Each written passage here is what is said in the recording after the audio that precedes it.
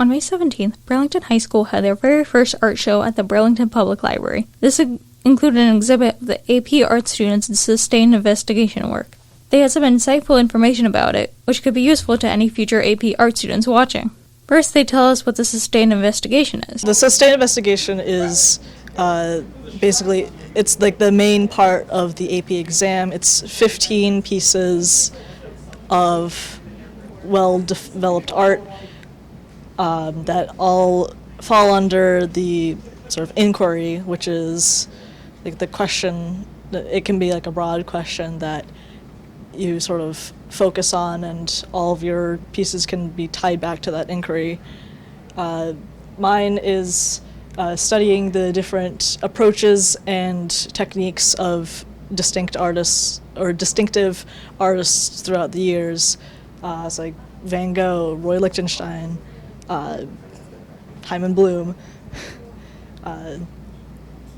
So just sort of, for me, it was looking at the way that different artists would see the world and how they would translate that into art with like the different techniques and styles. Yeah, so the sustained investigation for AP Art is all about creating like one cohesive body of work centered around one question. That's why it's called an investigation. And so my question was, how would modern day humans interact with extinct species?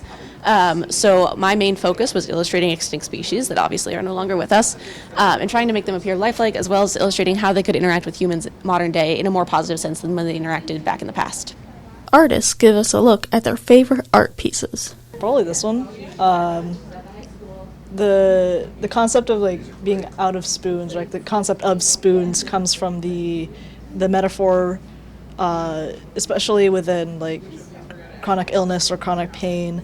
The idea of equating one spoon to an amount of energy, and like you start the day with a certain number of spoons, and doing different activities takes up a certain amount of spoons. So it's just like a way to manage like your day-to-day activities, and so I wanted to sort of illustrate like the idea of being out of energy by laying out all these kitchen utensils, and not a single one of them is a functioning spoon.